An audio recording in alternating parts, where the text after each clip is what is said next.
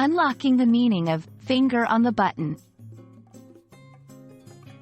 Hello, language enthusiasts. Today, we're diving into a fascinating English phrase that's packed with meaning: finger on the button. This phrase is a great example of how English uses imagery to convey complex ideas. So, if you're ready to expand your English vocabulary and comprehension, let's get started. The phrase, finger on the button, is often used to describe a situation where someone has immediate control over a powerful or significant action. This could be literally pressing a button to activate a device or figuratively making a critical decision that has immediate consequences. The imagery here is key. Imagine the power and responsibility resting in the finger poised over a button, ready to act. While the exact origins of finger on the button are hard to pinpoint, it's clear that the phrase gained popularity during periods of history when the threat of nuclear war made the concept of a literal button that could launch missiles very real. Today, it's used more broadly to indicate having control or the ability to initiate something significant, whether it's launching a new project or making a pivotal decision.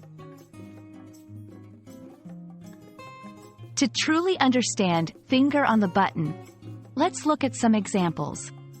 1. In a business setting, a CEO might have their finger on the button to launch a new product, meaning they have the final say.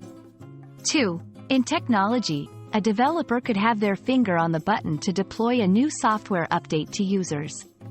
3. In popular culture, movies might depict characters with their finger on a literal button, ready to launch a missile, showcasing the tension and responsibility of the moment. When using finger on the button, it's important to understand the weight and implications of the phrase. It's suitable for situations that involve responsibility, control, and significant outcomes. You can use it to emphasize the seriousness of a decision or the immediacy of potential actions. Understanding phrases like finger on the button enriches your English language skills and helps you grasp the nuances and depth of expression.